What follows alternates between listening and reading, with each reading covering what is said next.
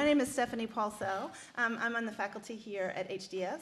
I teach religion and literature and ministry studies.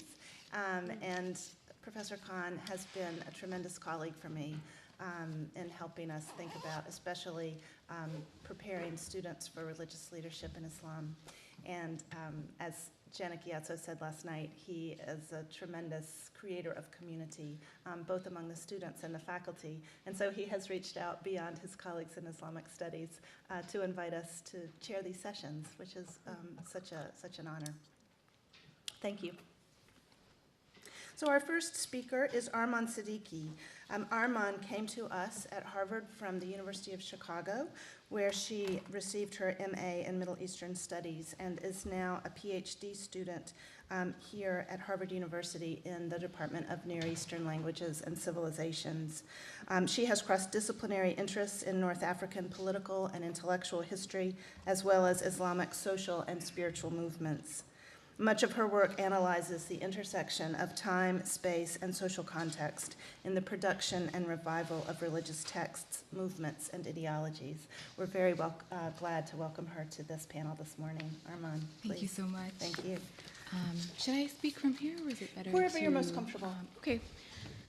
Can you hear me, or should I turn this on? Is it working? Is it working? I don't know. Maybe on, because it's being recorded, so maybe turn on. Okay. So thank you again, and thank you, Professor Khan, Norbert, all the conference organizers, and my fellow presenters for what will, I'm sure, be a very enriching conference. The title of my paper is Perspectives on Politicized Sufism, a case study of the QadīrīBoutchichiyya. The Boutchichiyya is a Moroccan branch of the Qadiriyya Sufi order that has been increasingly involved in Moroccan social and governmental politics, with prominent members currently occupying seats in parliament and other elite positions within and beyond Morocco. In this paper, I examine the multiple vantage points from which the Boutchichiyya order has been analyzed in A, official political discourses, and B, within the Boutchichiyya order. The juxtaposition of these disparate and at times conflicting discourses within and surrounding a single Sufi order serves to highlight the complexities and challenges that this multiplicity poses for researchers. To examine this, my presentation is divided into two sections. The first section provides a brief contextual overview of the political discourses regarding the Boutchichiyya order in Morocco, particularly in relation to the monarchy's efforts to produce and promote a uniform conception of Moroccan Islam. The second section, through a vignette of a few Boutchichiyya disciples whom I interviewed, offers insight into these same politics through a different conceptual lens. The core of Section 2's argument is that the politics of this Sufi order is perceived and embodied differently across its participant body, and that disconnects between both state-level and Sufi leadership-level politics on the one hand and the experience on the ground, so to speak, for a group of ordinary Moroccan disciples of this order. On the other hand, it must both be taken into account. So Section 1 is Sufism and the State. This is a kind of view from above, if you will. The articulation of Sufism as an essential feature of Moroccan identity within official government discourses has received a lot of attention in recent years. Following the May 2003 domestic terrorist attacks in Casablanca, King Mohammed VI swiftly set out to restructure the religious field through a series of state-sponsored programs and religious education initiatives. At the crux of these efforts was a resounding emphasis on Sufism, which was described in government manuals as mahabba, spiritual love, that was essential to Moroccan national identity and which ensured the nation's spiritual security. 1 month after the attacks, on the occasion of Mohammed VI's enthronement ceremony, the king's speech underscored the three intertwined, indispensable elements constituting Moroccan identity. That is, that it's Sunni and specifically Ash'ari in its creed or theology, Maliki in its legal school, and Sufi in its spiritual outlook, and stressed that violent extremism is a foreign imported ideology that is both culturally and religiously incompatible with Moroccan Islam and which threatens its spiritual security. The official choice of the Boutchichiyya order to represent the state's Sufi emphasis and give concrete form to its spiritual security was cemented with the appointment of two high-profile Boutchichiyya disciples, Drs. Ahmed Tawfiq and Ahmed Kostas, as heads of the Ministry of Islamic Affairs and as the chief officers of the state's new religious education program, which includes initiatives to promote and recruit new members into the Boutchichiyya order specifically.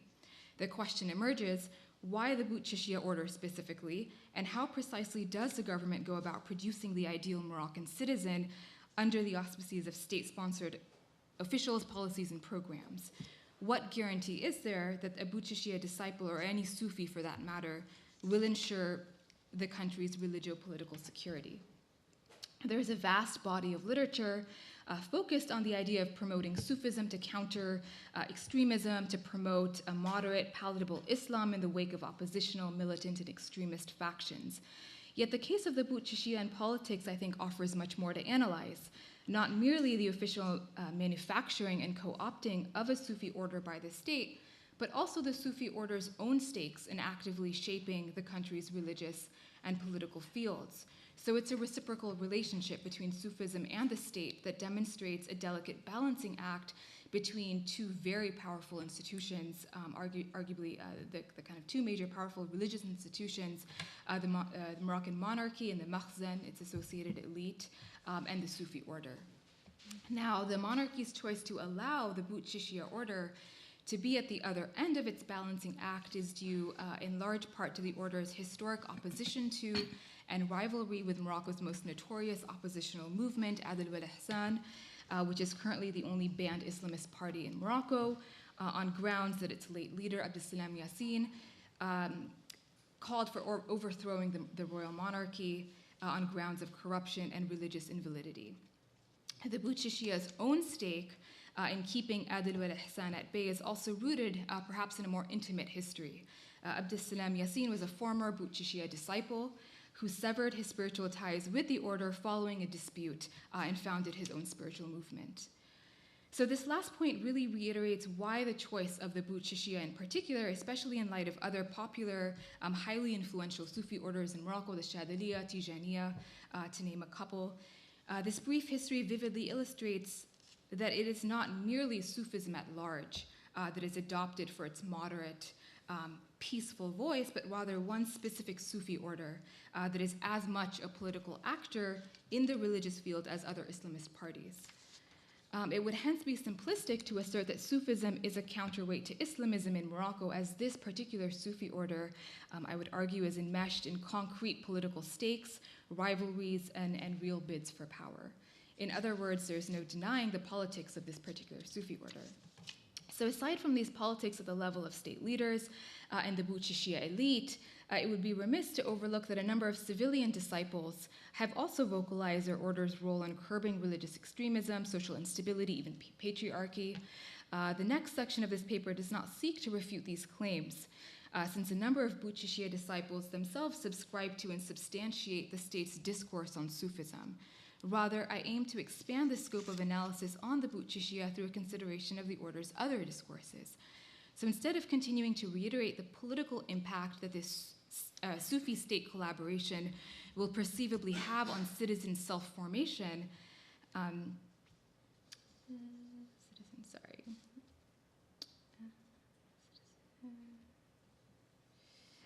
and the suppression of oppositional Islamism, which is often how this order is publicly packaged, this paper asks, how do we conceive of the order's politicization if it is indeed perceived as politicized according to its own disciples? So having contextualized the dynamics playing out from the top, I now shift the focus to discourses from below, so to speak. That is, from a number of new disciples of the Boutchichiyya ṭarīqa who have joined the order in the context of state-sponsored recruitment programs that I briefly discussed earlier. These recruitment programs have been attracting male and female high school and college students in addition to working professionals across both urban and rural divides. So in this next section, I highlight brief snapshots from a series of in-depth interviews I conducted with female Boutchichiyya disciples who participated in these new recruitment programs. These programs have been controversial, even according to some disciples, for being politically mediated, and by that I mean in the sense of worldly intervention. The order's collaboration with the state to tightly control and inculcate a particular type of citizen is seen by some as spiritually insincere. More controversially, these programs have also been seen as connected to the Boutchichiyya leadership's personal agenda to supposedly increase its own following in direct competition with that of Adl wal-Ihsan and other competing actors. So I consider another approach to studying this recruitment program one that is principally centered on the participants' interior experiences and the spiritual discourses that they ground those experiences in. Theoretically, I shift gears towards discourse analysis and affect theory, which, at least for now, have provided helpful analytical launching pads for me. So I begin our venture into the ethnographic component of this paper by relating a brief snippet of a conversation I had with Aisha. Are there any women in your branch who have recently chosen to join this order, I ask? Aisha smiles but emphatically responds, it's not you who chooses the ṭarīqa, it's the ṭarīqa that chooses you. We are seated in the veranda of the Boutchichiyya Zawiya, an arresting multi-level compound, the physical profundity of which reflects the order's enormous prestige. All I'm saying, Aisha continues, is that it's saying something that this order is the one you're studying right now. Glorified as God, don't you know that there are no coincidences, only signs? It is how we all come to Allah despite ourselves and our planning. That's the end of the quote. So by inverting my question and evoking the statement, there are no coincidences in Islam, padded by subtle semantic indexes, such as the heavier Quranic word for sign, dalil, that is synonymous with proof and evidence, Aisha demonstrated a technique that I later learned is derived from the fundamental centrality of predestination, qadr, among disciples. Recognizing that each and every event is part of God's immaculate plan provides disciples like Aisha a conceptual framework with which to perceive events concerning both private and public matters, even those that would appear questionable at face value. God guides whom he wills is often the Quranic verse of choice that is invoked when sensitive topics arise, such as the order's increasingly public dhikr ceremonies and rituals which are open to non-Muslims at sacred music festivals, which is a pretty controversial phenomenon even for a group of devoted disciples. It is, however, the above theory of qadr that underlay much of my exchanges with women when asked to reflect on their views concerning the order's active politics, its political activism in Morocco, and to share their personal narratives of initiation into that order based on that context. The following narratives further nuance and illuminate various elements of this spiritual reframing, so to speak. At 18 years old, Zahra was among the youngest, yet most precocious disciples to have recently joined the order. She joined through a free after-school tutoring initiative for young girls and women, particularly from less privileged backgrounds. After each session, the tutors, who were Boutchichiyya disciples and local leaders, invited all students to join in collective dhikr. It was mentioned that initially, these post-tutoring dhikr sessions were optional, but as time went by, the tutees were expected to participate. Zahra recounted, had it not been for Sakina, her friend, I would never imagine staying after the tutoring sessions and practicing Islam in this way. At first, I joined her for dhikr because I was curious. I felt it was a good thing to praise Allah, and what do I have to lose? Then something shifted. Then the dream. I then knew that this was always the plan. By God, everything is written. And that's the end of the quote.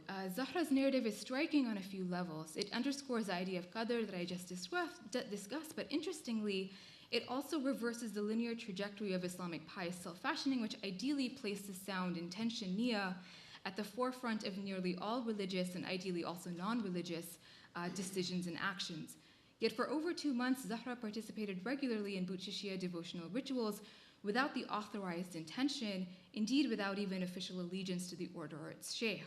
Instead, one could argue the realization of the ritual's value arrived through bodily engagement with it first, enabling Zahra to cultivate a particular interiority aided by esoteric experiences such as dreams, which finally resulted in her conscious, cognizant decision to officially join the order. Although divine interventions like dreams are often unpredictable to their subjects like Zahra, Boutchichiyya muqaddimat, which are the local leaders of the order that I mentioned previously, often do anticipate, indeed prepare for such interventions.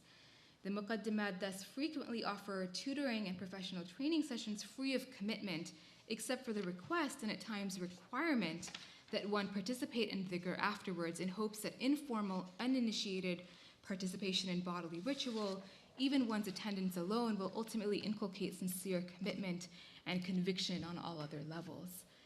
As Charles Hirschkind analyzes in his classic study of cassette sermons in Egypt, not unlike psychoanalysis, audition is also a technique of self-fashioning predicated on a therapeutic capacity of listening, albeit one elaborated in ethical rather than psychological terms, and in relation to a theologically based form of reasoning. Similarly, Boutchichiyya ritual is predicated on the premise that even without actively participating, one's passive attendance in activities like dhikr can be meaningful on a sensorial level. The tremendous emphasis on bodily engagement and presence in virtuous actions is such that the sanctity of ritual gatherings is often not perceived as being corrupted by individuals who are neither disciples nor have the authorized intention of participating in such gatherings. It is their physically engaged body combined with the idea of predestination that God has willed them to be there in that precise moment, which aids in legitimizing their entrance into sacred spaces that are otherwise strictly reserved for Boutchichiyya disciples or at least fellow Muslims. This theory also underpins the order's presence in more contentious venues, such as the Fez Festival of World Sacred Music, a globally renowned festival directed by the eminent Boutchichiyya disciple, Fawzi Skhali, which grants foreigners, including non-Muslims, access to engage in dhikr and attend the Boutchichiyya Sama, which is another ritual. Based on the above spiritual discourse, allowing non-disciples and non-Muslims access to this sacred ceremony is not only viewed as authorized, but according to Ibrahim, a Moroccan disciple and regular participant of the annual festival, quote, "It's a very commendable service to less practicing people, allowing their bodies to register such a sacred action, even if they don't intend it," end of quote.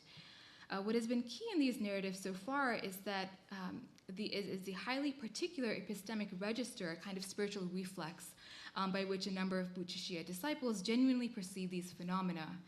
The final case of Selma below exemplifies a rare instance in which a disciple does openly reflect on the order's public politics.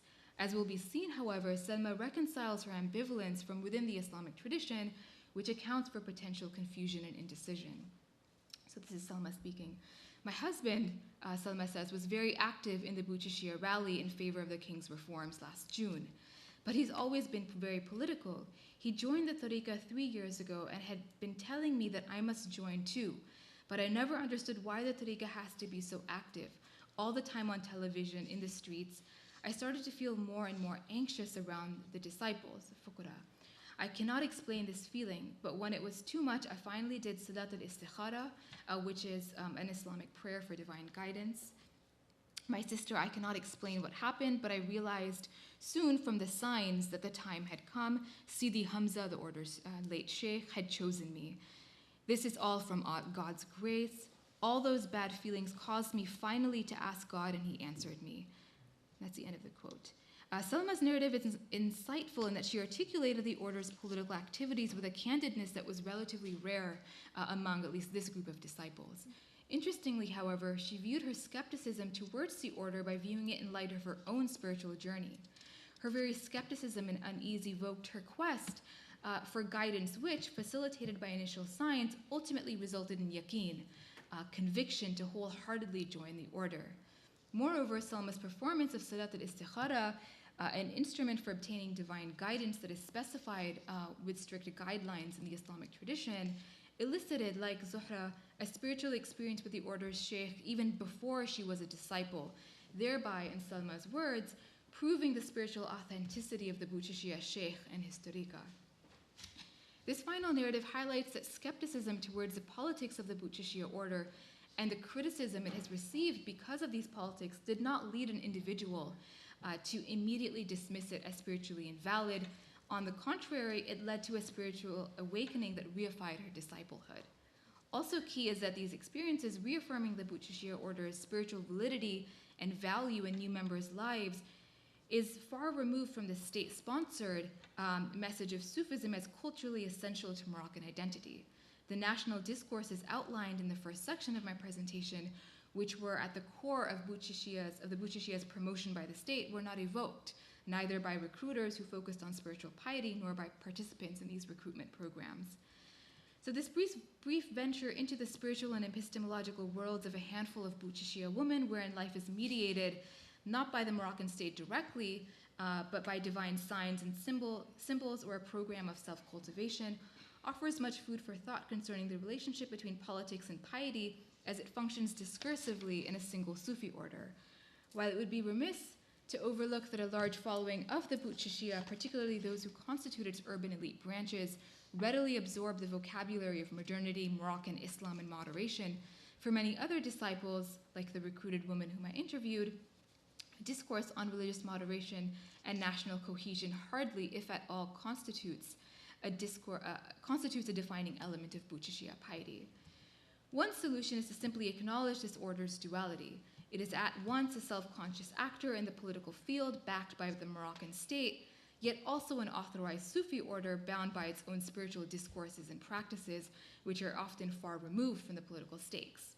However, I would argue that these two discourses, political and spiritual, are not entirely separate in an absolute sense. As a Moroccan scholar explained to me, a major reason the Boutchichiyya order has been enormously successful and sustained in Moroccan politics is precisely because of its spiritual authority. That is to say that the order is not merely the pawn in the game of political players, but is itself endowed with tremendous influence as evidenced by its immense following, which ranges from the rural poor to the highest echelons of the political elite. So to reiterate, it is not a simple case of Sufism being co-opted by the state, since Sufism also functions persuasively in the religious and sociocultural fields where it gains authority, which is then continually sustained through political rhetoric and state policies. Had Sufism no authority or influence of its own outside state endorsement, one would wonder the extent to which it would be repeatedly evoked to represent Moroccan Islam. So just to conclude, this paper has argued that the recurring narrative of peaceful, moderate, and culturally relevant Islam surrounding a state-sponsored Sufi order, the Boutchichiyya in Morocco, is only one perspective within an exceedingly complex, multifaceted discourse at every level. Analysis must be broadened to include these other views and discourses, which range substantially even amongst Boutchichiyya disciples themselves. The second half of my paper has tried to think through ways of approaching these differences methodologically.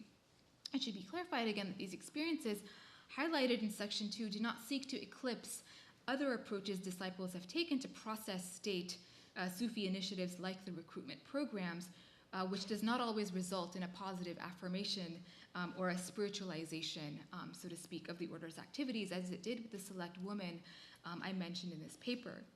This ongoing project to study the order from the viewpoints of its diverse participant body reflects an effort to decenter the dominant discourses attendant to this order's politics, but to also contribute to broader scholarly debates on the political dimensions of Sufism, especially those experiences that lay at the interstices of its political and spiritual spheres.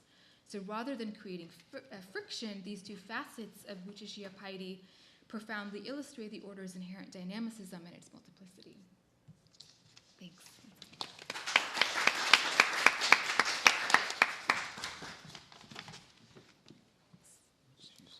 This one, okay. Perfect. Yeah, that's great. Thank you so much, Arman, for that offering from your ongoing research. It's terrific. And so please jot down your questions so you don't forget by the time we get to the end of this panel. There's a lot. Arman has put a lot on the table for us. Yusuf J. Carter is our next speaker. He's a college fellow in the departments of anthropology and African American studies here at Harvard. Last year, he was a visiting scholar in the Department of Anthropology at the University of North Carolina, Chapel Hill, and non-residential research fellow at the International Institute of Islamic Thought. His research includes an examination of a West African Sufi order, al-ṭarīqa Mustafawi, and its deployment as a technique of spiritual and bodily care amongst Muslims of varying African and European descent as they migrate to varying locations around the Atlantic. Yusuf, we're so glad to have you here. Welcome.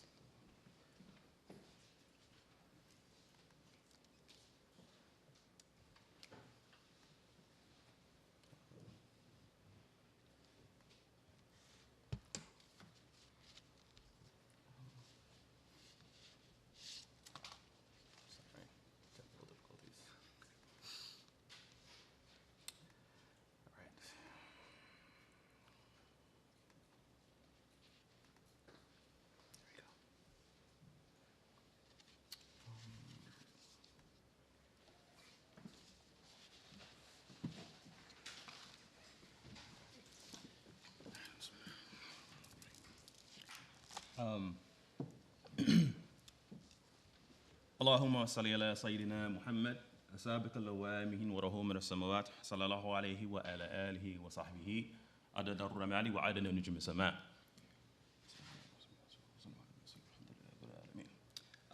So this translates as to, O Allah, send blessings upon our Master Muhammad, sallallahu alaihi wasallam, the one who precedes all others, the one whose brilliant lights radiate and fill the heavens.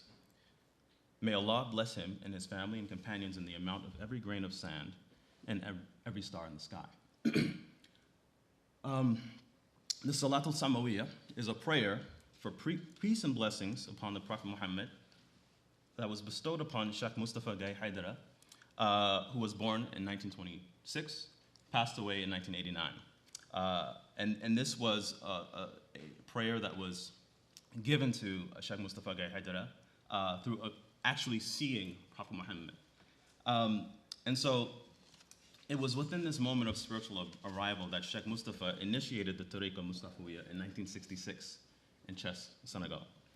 Upon his passing, his foremost protege, Sheikh Haroun Fai al-Fakir, took up the Mustafawi mission by directing Muslims to the path of a heightened spiritual mastery in the United States and beyond. With the help of Aisha Fai and other Black American Muslims, Sheikh Haroun has carried out that mission for more than 2 decades by founding a community in Moncks Corner, South Carolina. And since then, he has facilitated the spiritual care and physical mobilities of his students as they have traveled back and forth to Senegal to study Quran, to start families, and spread the message of Islam.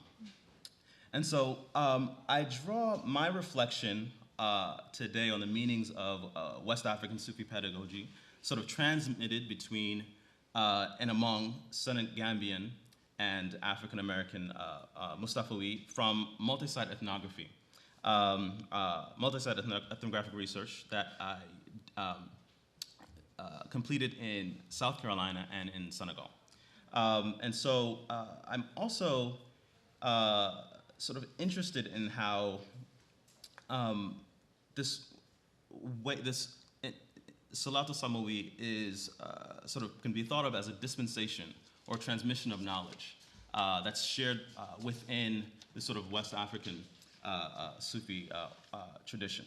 And so I'm also interested in, as I'll sort of talk about in my paper, in the boundaries of not just what I'm referring to as an inheritance in terms of transmission of knowledge, but I'm also interested in the boundaries of pilgrimage in terms of thinking about the migrations that occur between South Carolina and Senegal. And so, one meaningful site of solidarity between and among the Mustafawi, it's the manner in which the sort of knowledge transmission that I gestured to earlier draws both Senegambian and African American students squarely into the fold of the ṭarīqa. And so to use a term that's related to the question of lineage, it seems appropriate for me to describe what's passed down inside of these alliances, even filial and familial emergences as inheritances, specifically diasporic inheritances, so that the manner by which African American Muslims sort of marry their Senegalese counterparts to sort of maybe access a kind of lineage actuated by marriage and not solely a devotional practice, that is sort of marrying into the family of the sheikh, for example, or whereby students engage in certain kinds of sort of bodily practice that is specific practices of the body that seek to recognize spiritual authority as such, might be framed in a way that can adequately capture the multiple access points into a West African Sufi tradition. And furthermore, I use the term inheritances in order to describe the manner in which Mustafawi inherit forms of knowledge, both secretive and more public, from the spiritual guide that is their sheikh. And so, as explained to his students on a regular basis, Sheikh Haroun notes that the knowledge he possesses is not attainable through books. In fact, the knowledge he possesses, according to him, cannot be found or even gained easily. And it's through the arduous work of reflection and time spent in solitude or halwa that his ancestors have collectively amassed a wealth of esoteric knowledge that has accumulated across many generations. Almost a millennia of a formula for healing particular ailments, special prayers for protection and wealth, numerological sciences, and secrets derived from Quranic passages have all been passed down to Sheikh Fai, and so by extension to his students. And so not only do they actually inherit practical knowledge for understanding religious matters and secretive knowledge, or sir, for attending to more sensitive needs, but they also gain access to a network of similarly spiritually inclined compatriots. And so the path of transmission marks the manner in which knowledge of the journey to God has been inherited from Sheikh Fai's grandfather, Sheikh Sambagai, a prominent Tijani Sheikh actually in Chess, to the founder of the ṭarīqa, Sheikh Mustafa Gai Haidara, to his eldest nephew, that is Sheikh Fai, Sheikh Harun Fai, and subsequently to his students, whether they be African American, whether they be Senegalese, whether they be Gambian, whether they be Spanish, or even Indonesian. We can talk about that maybe later. So anyway, to clarify, this chain of transmission of esoteric knowledge must be understood as an iteration of a spiritual kinship, or in other words, a diasporic inheritance. Because even though the passage from grandfather to grandson occurs biologically, the transmission from teacher to student occurs beyond the bounds of biological or religious-based kinship. And so the Zawiya of Monk's Corner in South Carolina, where I did part of my research, provides both a landing and a point of departure for Mustafawi Muslims, most of which are African-American converts in the context of South Carolina, and have taken their Sheikh Harun as their spiritual leader and guide. As well, it should be noted that the Zawiya is located on land where African Americans labored and were enslaved 160 years prior. Mind you, this is in South Carolina that I'm talking about. And so American-born Muslims in the ṭarīqa have been deeply influenced by the sort of West African Islamic pedagogical tradition, which places emphasis on the body, on the role of the body as a medium for religious and spiritual training. And so the processes of tarbiyah, through which Muslims of African descent in Monk's Corner access via tasawwuf, provides a strategy for addressing personal and collective cultural trauma caused by the presence and histories of structural discrimination and racial oppression. And so participation in Sufi modes of training, particularly a West African-derived configuration of tasawwuf, has also culturally impacted African-American Mustafawi, as many view themselves as in the process of moving to Senegal, actually, or alternatively intent on bringing what they can of Senegal to South Carolina. And so during my research in South Carolina, I've witnessed Sheikh Fai during khutbahs or sermons, during other lectures, articulate the Salat al-Samawiyya as a prayer that was given to his Sheikh, Sheikh Mustafa, for the purpose of dispensing that knowledge to African Muslims in a diasporic context. And so in that way, we see an active gesture toward a diasporic continuity that perhaps brings together or even collapses space and time, perhaps. And so now I move to thinking about pilgrimage. And so the Monk's Corner Mosque, which is named Masjid al-Muhajirun wal-Ansar, which has its own interesting aspects to that sort of naming, is a site of pilgrimage for the Mustafawiya members, particularly in the sort of East Coast region. They all come to Monk's Corner to,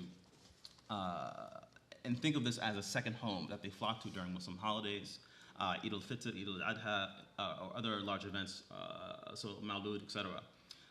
Others, however, have permanently relocated to Monk's Corner in order to live in proximity to Sheikh Harun and the Monk's Corner Muslim community. Most who have relocated to Monk's Corner from other places, such as Washington, D.C. or Philadelphia, have done so for the sake of sitting with and spending time with their Sheikh. And so Sheikh Harun has facilitated also the founding of an annual Sheikh Mustafa Day, often held at the end of the year in Chess in Senegal, in which a handful of American and Spanish, actually, Muslims attend as honored guests. And so during these trips to Senegal, African-American Muslims in particular engage in both visitation to this tomb of the late Sheikh Mustafa in Chess, and sometimes other holy sites around the country, so Touba, etc. At the same time, they also, according to what I've seen, are encouraged to engage in heritage tourism to the slave castle at Gorée Island, off the coast of Dakar, for example. And so these mobilities are essential to understanding the culmination of a diasporic religious identity among the Mustafawiyya, not just in West Africa, but also the United States and beyond. And so much work has been done to track and interpret the meanings of pilgrimage in terms that has understood this particular kind of movement as diasporic, insofar as it's provided a vehicle for the construction and maintenance of what we could call homegoing discourses. And so these processes of identity formation for African Americans in particular have included heritage tourism to sites, as I said before, in Ghana and Senegal. And so as Edward Bruner argues in his foundational 1996 article, one of the major motives for African American tourism to Africa involves visits to historic sites such as Elmina Castle on the Ghanaian coast, or the Misandaslav in Gorée Island, as I mentioned before. And this has been a preoccupation with what he argues as root seeking. And so looking beyond tourism as superficial and temporary forms of travel, Bruner contends that this kind of diasporic mobility that results in pilgrimages to historic sites, in the case that he's sort of speaking of, Elmina Castle in Ghana, must be read as meaning-making processes that allow diasporic communities to assemble roots backward to an imagined homeland. And so, therein he finds diasporans often must confront complex notions of belonging that collide with local understandings of selfhood, history, and ownership.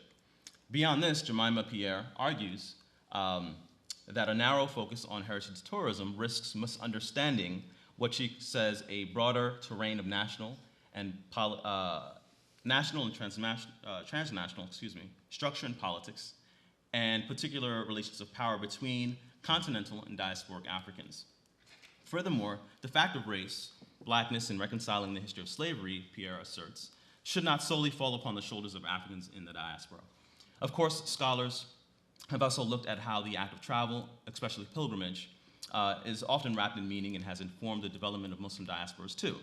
And so although the primary act of pilgrimage that immediately comes to mind regarding Muslims is the annual pilgrimage to Mecca, which is observed by those who are able, I'd like for us to sort of think about a pilgrimage of a different order, whereby Sufi Muslims migrate to specific locations that are imbued with meaning and become sites around which ethno-religious identities emerge. And so, like Professor Usman yesterday, I'd like to highlight the role of ziyarah in the context of the Mustafawiyya ṭarīqa. So in my research, I've observed how African and African-American Muslims in the Mustafawiyya ṭarīqa participate in these pilgrimage networks that are centered around two primary locations.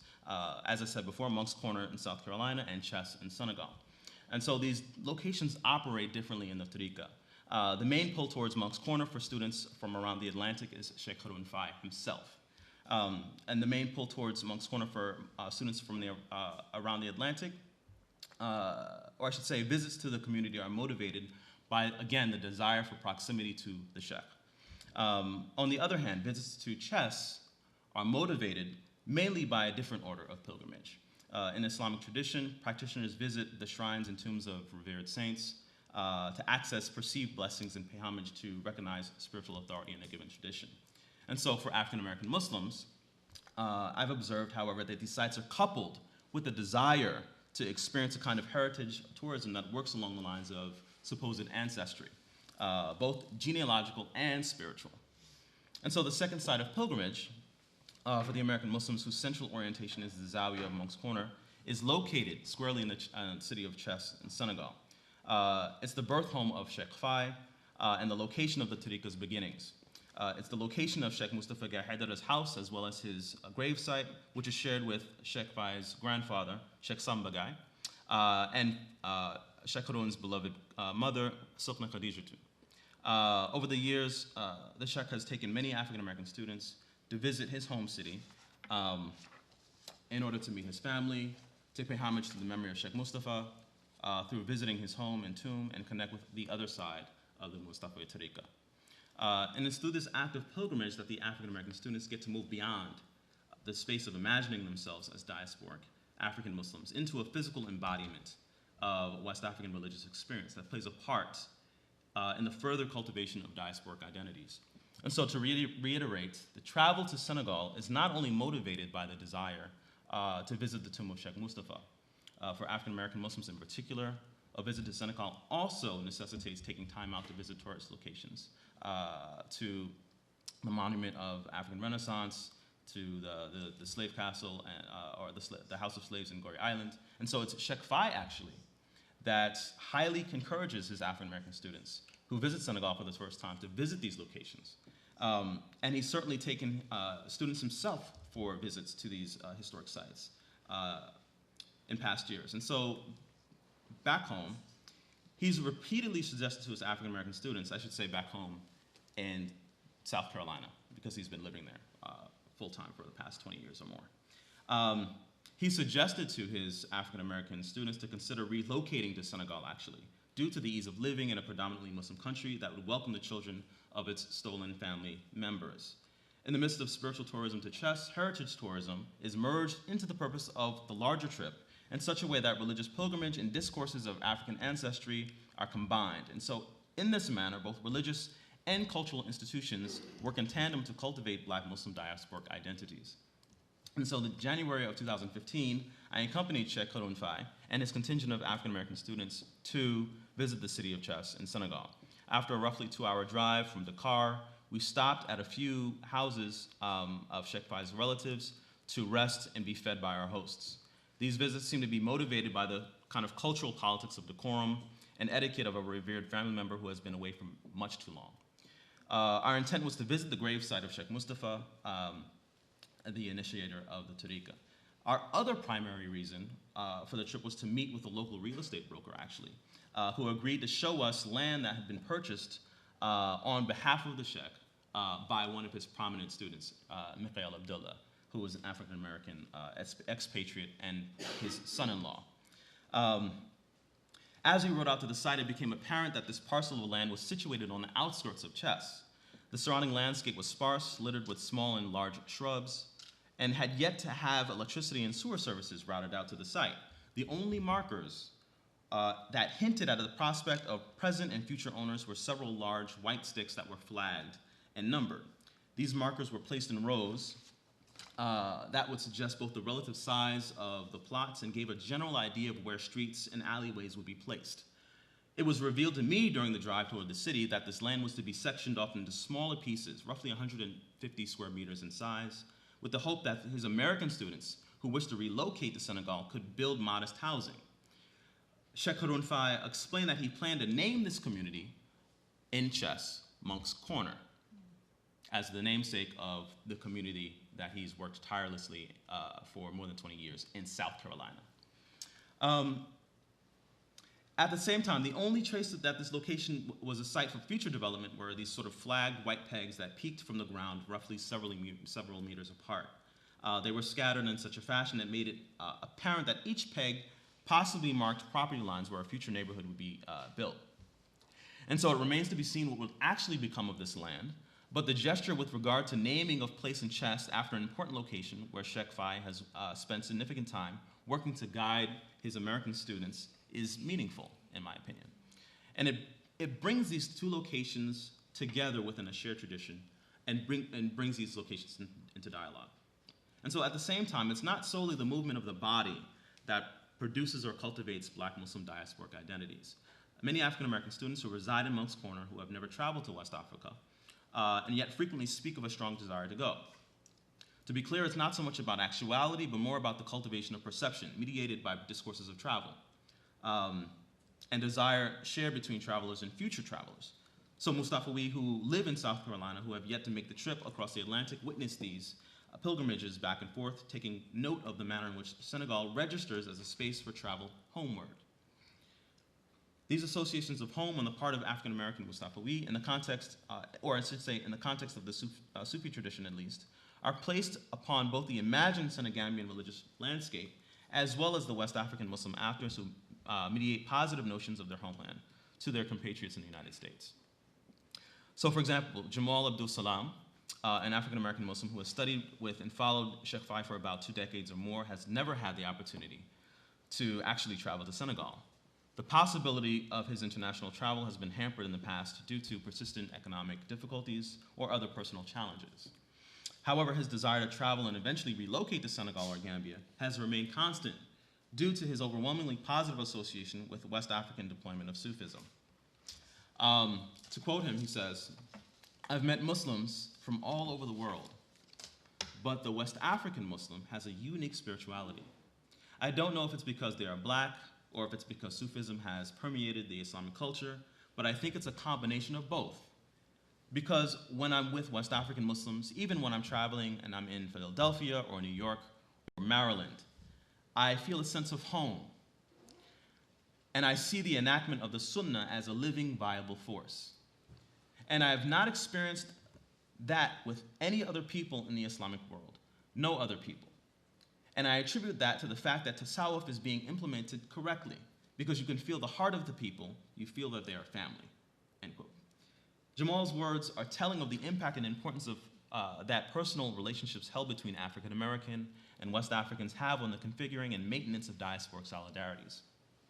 Here, home is not necessarily identified as a geographic space for Jamal, but rather it is located within the people which he has come into contact with. Furthermore, it is not a coincidence that his sense of home is placed within a West African tradition of tasawwuf.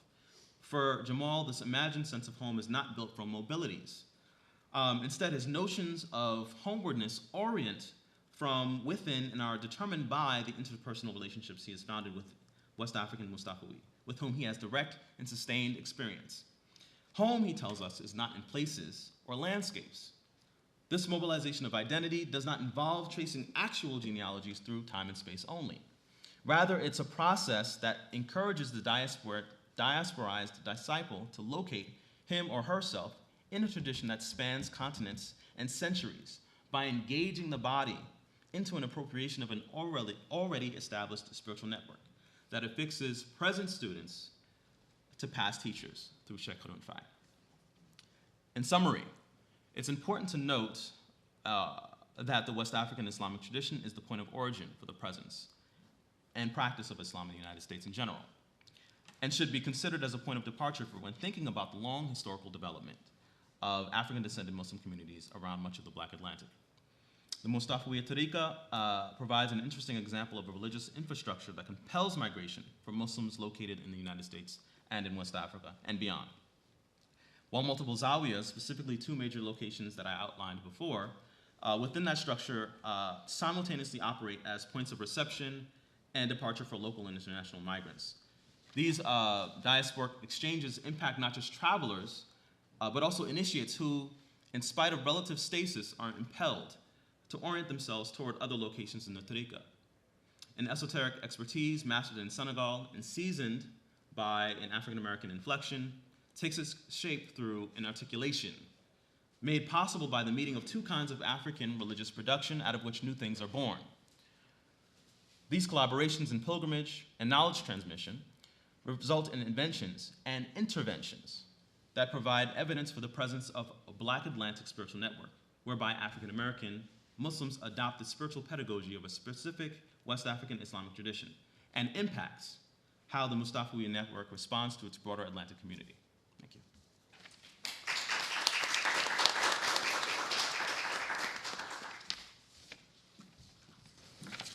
Thank you very much. It's a wonderful companion piece to Professor Khan's lecture of yesterday. You've really shown us how meanings get layered into these journeys and illuminated a new spiritual network for us. So thank you very much. Our next speaker is Ariela Marcasels. She is an assistant professor of religious studies and distinguished emerging scholar at Elon University.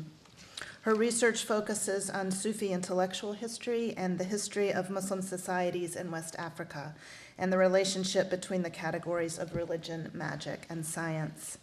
She graduated with a PhD in religious studies and Islamic studies from Stanford University in 2015, with a dissertation that examined the realm of the unseen in the work of 18th century Sufi writers from the southern Sahara Desert.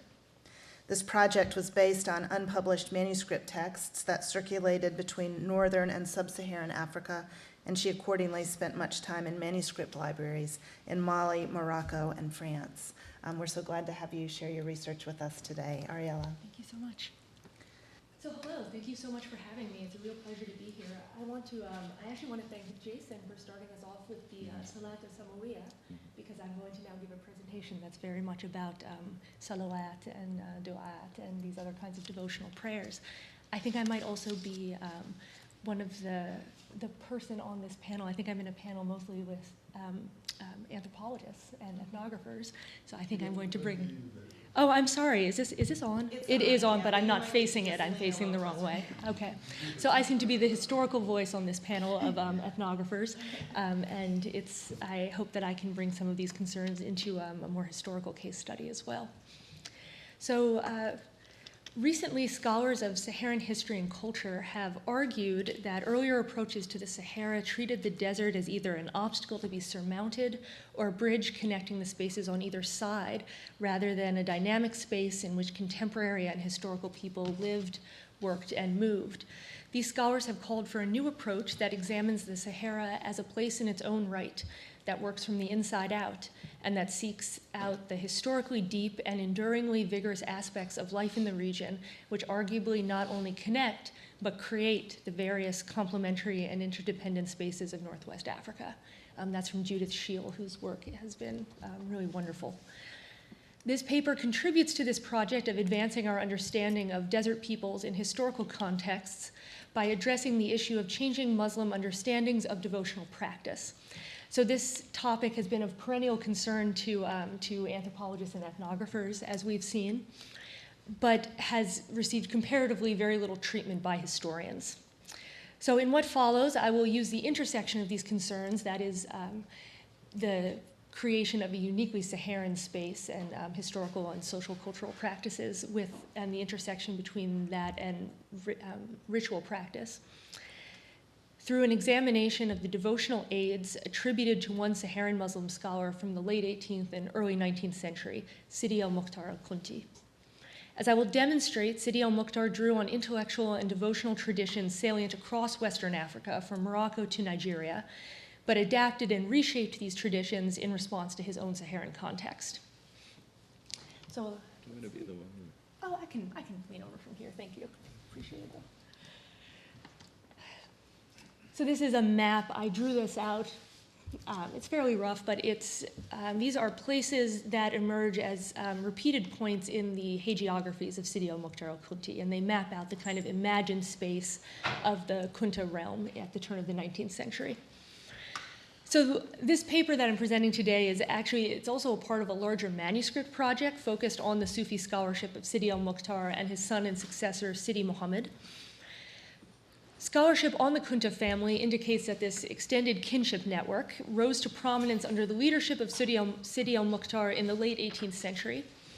Internal family chronicles composed by his son, Sidi Muhammad, depict a young Sidi al-Mukhtar uniting his own branch of the Kunta in the Azawad with those from the Mauritania Hod and Adrar, establishing his authority over the tomb of his ancestor, Ahmed al-Bakai al-Kunti, in the important trading town of Walata, and then developing a regional trading network as well as control over crucial resources, particularly salt. These chronicles establish a physical genealogy for Sidi al-Mukhtar that ties him mythologically to Uqba ibn Nafi, the legendary Muslim conqueror of the region, and thus to the Prophet's tribe of Quraysh. Meanwhile, the same chronicles present a parallel spiritual genealogy that establishes Sidi al-Mukhtar as a Sufi friend of God, a wali, with a lineage reaching back through Muhammad to Jibreel and then to God. Scholarship devoted to Sidi al-Mukhtar and Sidi Muhammad has demonstrated that these scholars, first, portrayed and understood their social authority in terms of their status as Sufi friends of God, and second, articulated and defended that status through the production and dissemination of a vast body of Arabic manuscript texts. Scholars who have examined the Kunta writings have also noted a focus within these texts on both the realm of the unseen, alam al-ghaib, and practices relating to that realm, which the Kunta scholars refer to as either the sciences of the unseen, alum al-ghaib, or the sciences of the secrets, alum al-asrar. So in chapter 2 of the larger project, I described the realm of the unseen as it emerges from the Kunta's longer cosmological and metaphysical treatises.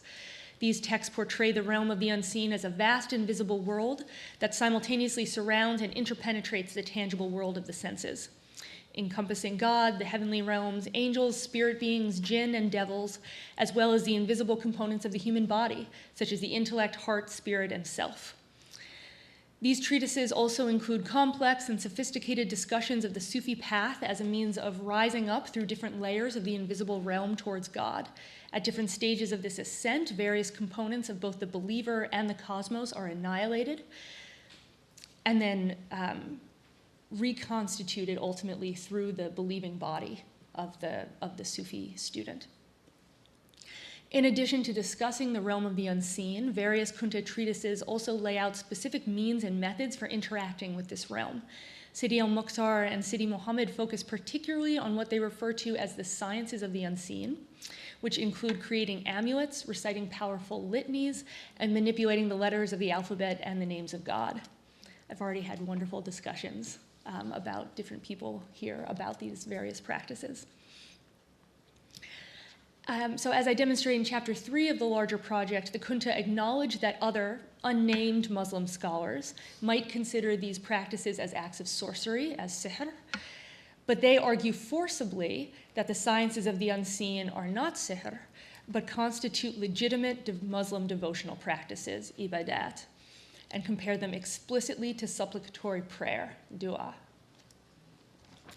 So in what follows, I will first situate the supplicatory prayer texts attributed to Sidi al-Mukhtar in relation to the Kunta scholars' larger discursive works. Set against the context of Sidi al-Mukhtar and Sidi Muhammad's discussions of cosmology, metaphysics, and sacred history, these prayer texts appear as a series of encoded references intended for didactic expansion. Secondly, I will compare these two texts to the supplications in the Fawaid Nooraniya in order to situate supplicatory prayer within the Kunta's larger understanding of efficacious religious practice. I'm actually only going to give a brief summary of my argument of this section for the purposes of time. Within this ideology of practice, non-discursive devotional texts emerge as the link connecting the bodies of believing Muslims to the structure of the cosmos, allowing them to alter the material conditions surrounding them. Finally, I will turn to other supplicatory texts circulating in the region at the time. Read against a backdrop of proliferating textual devotional aids, the Kunta's contributions to this genre suggest an attempt to regulate the religious practice of Muslims in the region, to bring these practices under the control and the authority of the Kunta scholars. In contrast to my first reading, which sees the Kunta's supplicatory prayers as a manifestation of an ideology of practice, this second reading understands the Kunta's larger intellectual framework as a secondary effect, one that justifies their participation in local Muslim religious practices. Ultimately, I'm arguing here that both of these readings are equally correct and equally necessary. Practice shapes ideology even as ideology shapes practice. Moreover, whether read in one direction or the other, these texts reveal that both the Kunta specifically and Saharan Muslims in general understood written Arabic texts as a fundamental component of efficacious religious practice during this period. For 18th century Saharan Muslims, prayer was based in and driven by textuality. Part 1, Encoded Cosmologies.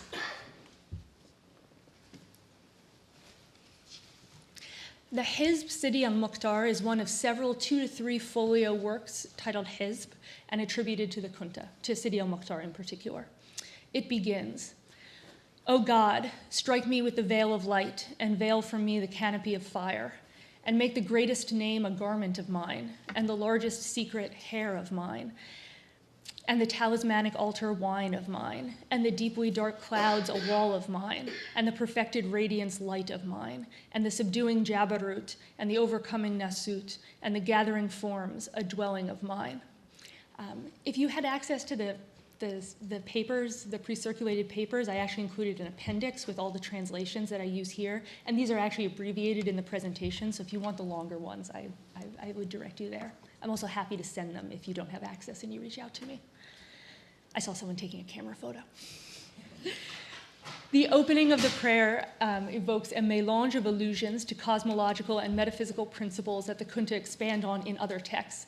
I can't really do it justice here, but these readings that I'm doing of these works they're not kind of out of the blue. I'm reading them intertextually against a kind of larger treatises in this particular reading.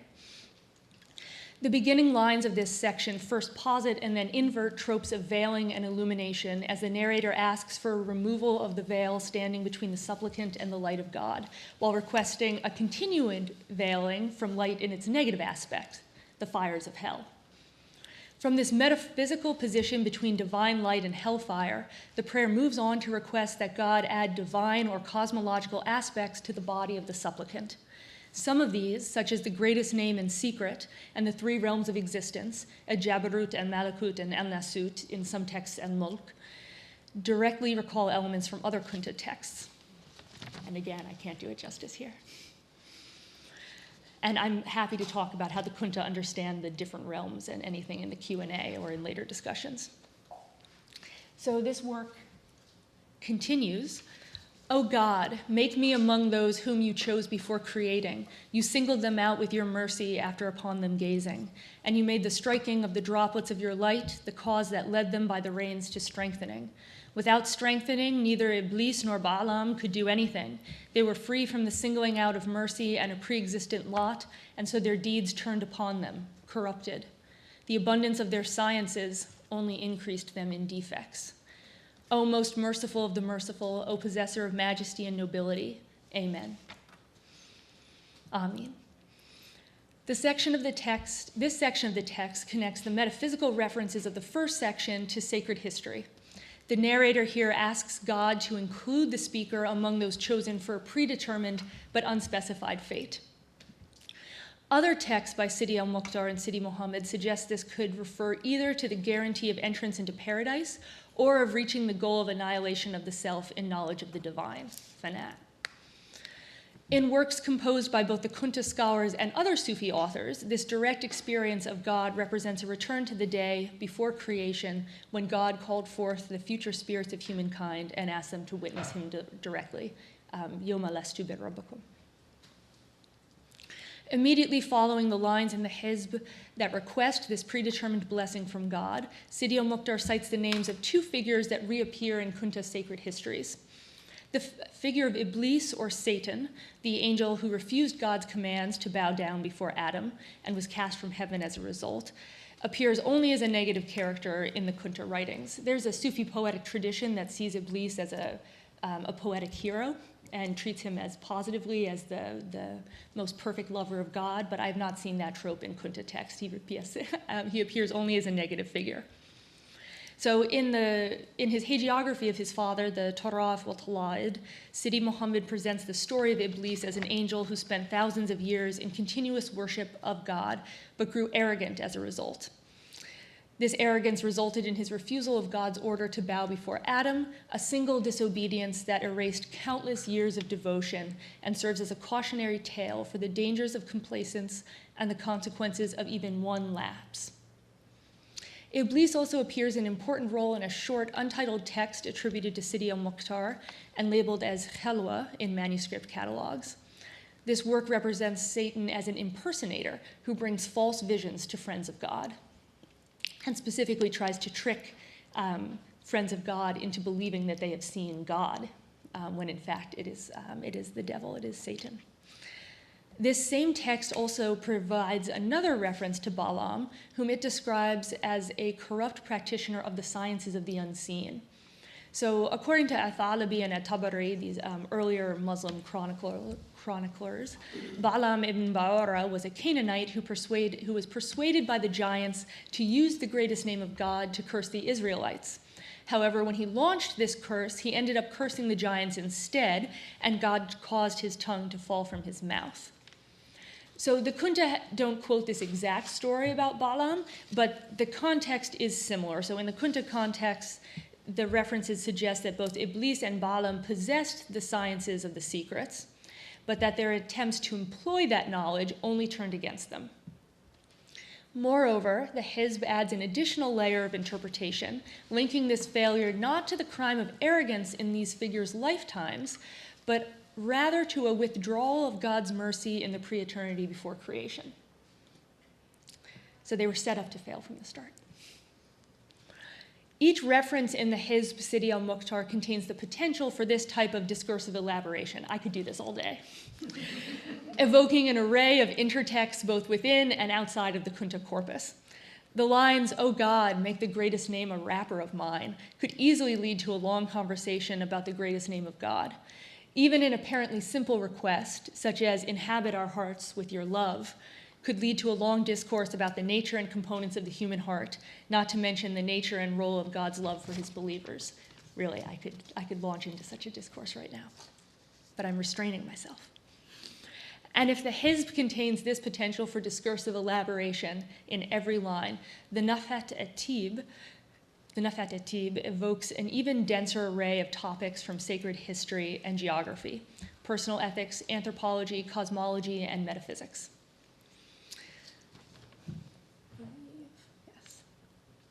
So unlike the category of single short prayers, alternatively known as Hizb, Dhikr, Word, or Dua, Sidi al-Mukhtar's Nafhat at-Tib, Fi Salat al-Nabi al-Habib, partakes in a genre of literature known as tasliya, or prayers to the Prophet.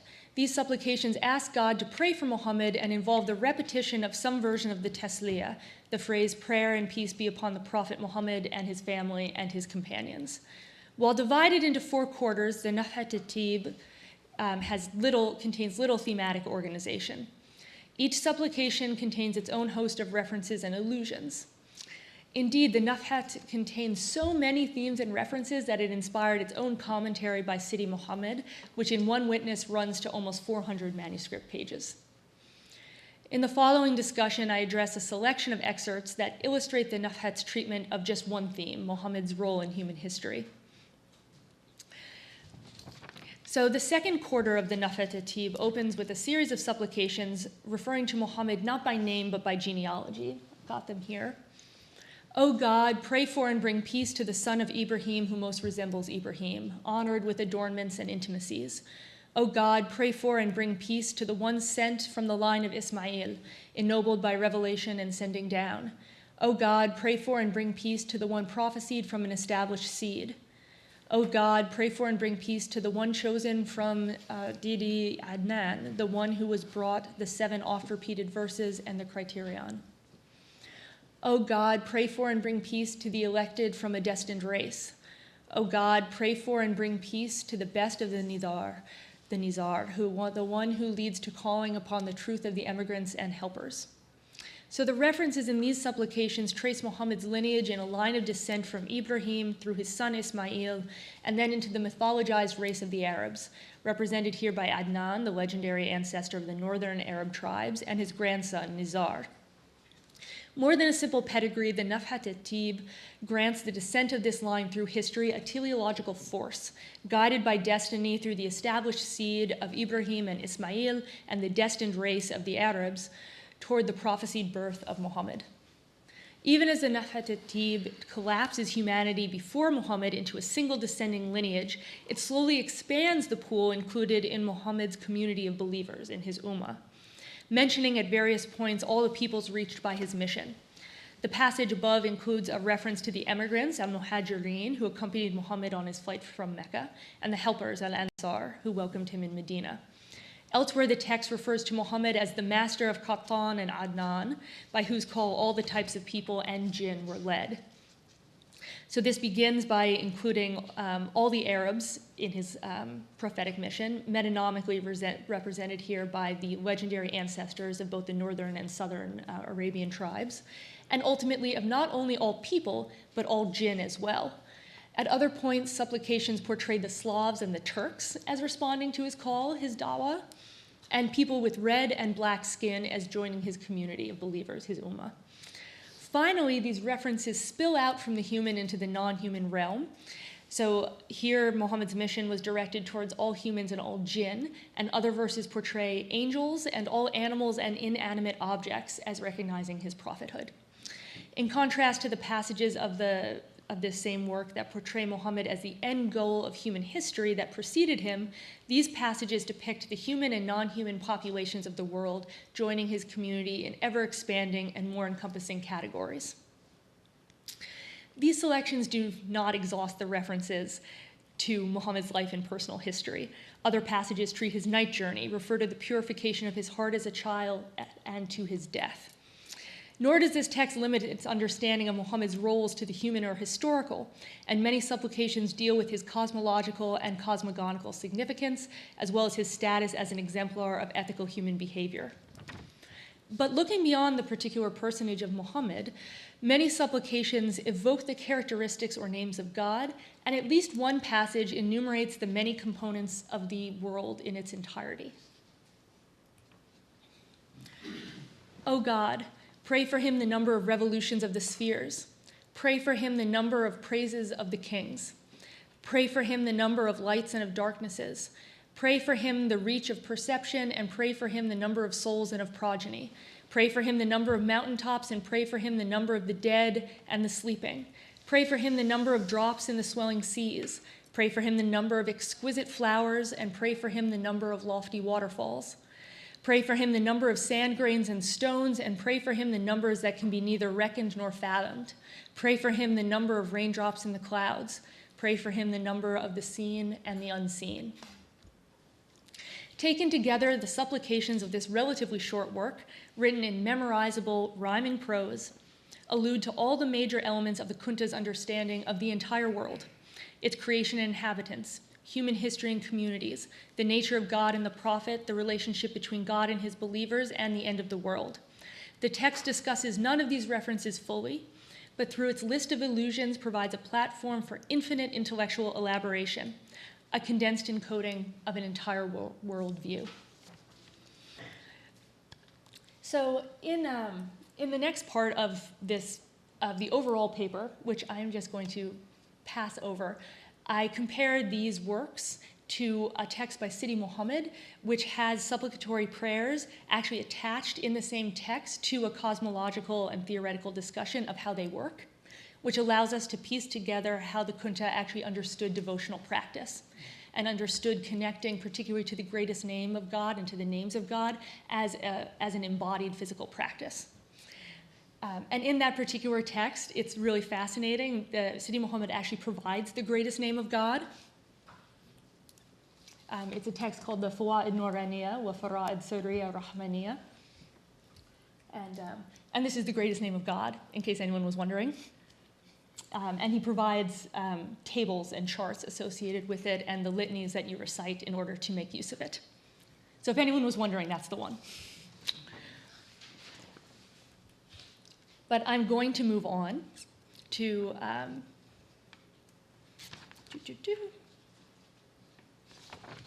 technologies of devotion. So in the last section, I showed how situating devotional aids like the Hizb Sidi al-Mukhtar within the Kunta corpus illuminates the role that these short devotional works play within a larger Kunta theory of practice.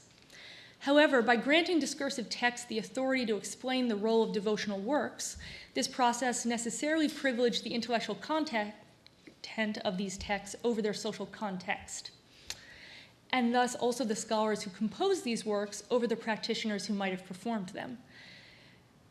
So I think of the reading that I just performed for you as a reading down. It starts with larger philosophical and metaphysical discourses, and then I demonstrated how these concepts were re-encoded in the format of supplicatory prayers. However, in this section, I'd like to turn to the other half of this story by prioritizing the social context of devotional practice in the Southern Sahara at the turn of the 19th century. So I'll begin with examining other popular works of devotion that were proliferating circulating in the region at the time, and then I want to work upwards and to argue that the Kunta produced their own works in response to this already changing devotional context on the ground. So I'm mostly going to do this for the purposes of the presentation in reference to the Dalal al-Khairat of al-Jazuli. So Sidi Muhammad's hagiography of his parents describes his mother, Lala Aisha, as a friend of God in her own right, whose piety manifests as a near continuous outpouring of devotional words drawn from recitation of the Quran, dhikrs, and various supplicatory prayers. And although most of the prayers recited by Lala Aisha and other Kunta family members remain unnamed in the sources, Sidi Muhammad does refer explicitly to one text, the Dalal al-Khairat wa Shawarak al-Anwar fi dhikr salat ala Nabi al-Mukhtar, the guides to goodness and rays of lights in remembering prayer for the chosen prophet. This compendium of prayers for the prophet is attributed to the 15th century Moroccan Sufi Abu Abdullah Muhammad al-Jazuli, and it achieved widespread influence across the world, from West Africa to India to Indonesia, and played a pivotal role in establishing the genre characteristics for prayers for the prophet. Like the Nafhat at-Tib, the main text consists of a list of requests for God to pray for the Prophet Muhammad, with each request beginning with the phrase, "O God," and including some version of the Tasliyah. While most compendium of prayers to the Prophet composed after the Dalal Khairat share these genre conventions, al-Jazuli's compendium is one of the few definitively known to have circulated in pre-colonial West Africa. The presence of this work in the region and the fact that Sidi Muhammad refers to it by name suggests that this work served as the model for Sidi Muhammad's Nafhat at-Tib. So in addition to sharing formal genre conventions, the content and even the wording of the two bear striking similarities. So I like this one in particular, where al-Jazuli uses prayers for the prophet as an opportunity to enumerate all the facets and components of the entire world. O God, pray for our Master Muhammad, to the number of your creations, to the extent of your pleasure, in the decoration of your throne and in the ink of your words, and as often as your creations have remembered you in the past, and as often as they will remember you throughout the rest of time. And pray for him in every year, in every month, in every week, in every day, in every night, in every hour, in every sniff, in every breath, in every blink, and in every glance, forever and ever, for the duration of the world and the duration of the next world, and for longer than this, with the beginning which never ends and an end which never finishes. So despite the influence of this work on both the greater region and the Kunta's own writings, the Nafhat at-Tib does exhibit significant departures from the Dalal Khairat. And importantly, despite the high level of mimesis between these works, Sidi al-Mukhtar never reproduces verbatim any of the prayers from the Dalal al-Khairat. And that's actually surprising, because there are certain prayers which are known and are popular as genre conventions, which are usually reproduced in these. These include prayers such as the Ibrahim Ik Prayer, as Salat al-Ibrahima. O God, pray for our Master Muhammad and the family of our Master Muhammad, just as you prayed for our Master Ibrahim and the family of our Master Ibrahim, for you are the praised, the good. This is repeated throughout the Dalal Khairat, and it does not appear even once in the Nafhat at-Tib, and that's unusual. There are other prayers like the Salat al-Sughra, the minor prayer attributed to Abdul Qadir al-Jilani. Al-Jilani is a majorly important figure for the Kunta, and the fact that they do not reproduce any of the salawat that are attributed to him in their own salawat is notable. So, as a result, I'm arguing that while Sidi al-Mukhtar drew on the familiarity of the form of the Dalal Khairat among Saharan Muslims, he chose to set the content of the Nafhat at-Tib decisively apart from previous compendiums of prayers to the Prophet. So this, I just did a kind of comparative reading between the Dalal Khairat and the Nafhat at-Tib. I could, but I won't, do the same thing between the Hizb Sidi al-Mukhtar and the Hizb al-Bahr of al-Shadhili. And it's, again, very striking, the degree of mimesis between the two works, which never results in direct quotation or copying. So in addition to these two, the Dalal Khairat and the Hizb al-Bahr, evidence suggests that other devotional texts were circulating in the southern Sahara and Sahel at the turn of the 19th century. Zachary Wright, thank you so much, has recently demonstrated that Ahmed at-Tijani was involved in collecting and transmitting powerful supplicatory prayers in North Africa during his lifetime. At-Tijani was a contemporary of Sidi al-Mukhtar, and he had initiated several students from West Africa by the turn of the 19th century who had returned to what is now Mauritania within Sidi al-Mukhtar's own lifetime. So it is very possible that Tijani prayers were circulating in the desert during this period. Meanwhile, to the southeast of the Azawad, text produced by one of the leaders of the Sokoto movement lists some of the major works that Uthman Danfodio and his brother studied as part of their Islamic education. This list mentions the Ishrinat of al-Fazazi and the Burda of al-Busiri and these other works. And the Burda appears in all major manuscript collections from the region. There's also evidence that Saharans had begun to compose their own devotional works during the early 18th century. Manuscript catalogs indicate that El-Yadali and his student El-Daymani, who died in the mid-18th century, just before the rise of Sidi al-Mukhtar, also composed poetry in praise of the Prophet. So collectively, this evidence suggests that devotional texts of various genres were proliferating in the region in the late 18th century, and that Southern Saharan Muslims were increasingly interested in written texts as devotional aids. So against this background, it appears that the Kunta did not simply provide devotional aids, but they also argued that supplication of God was closely linked to other devotional practices, such as spiritual retreat, formal prayer, the crafting of amulets, and the use of magical squares. So all of this makes it seem as if the cosmological and metaphysical theories attached to their larger corpus and explained in greater lengths in other treatises appear less like theological precursors and more like post facto productions that are produced in order to explain and justify the Kunta's involvement with pre-existing local religious practices. In conclusion, I got there. So elsewhere in their works, the Kunta sheikhs display an awareness that Muslims might use texts on religious practice on their own without the guidance of their Sufi leaders. These texts suggest that the Kunta were concerned about this possibility and that they responded to that concern by attempting to shape the devotional religious landscape of the Southern Sahara. The supplicatory prayers they produced engaged this landscape on two levels. On the one hand, they offered new texts written in familiar genres but attached to the name and authority of Sidi al-Mukhtar. Other works then suggest that when used in the appropriate ritual context and under the supervision of Sufi sheikhs, these prayers could alter the material conditions surrounding the supplicant. Finally, and they also connect them to a larger Sufi theoretical framework. However, the relationship between these layers of text can be flipped.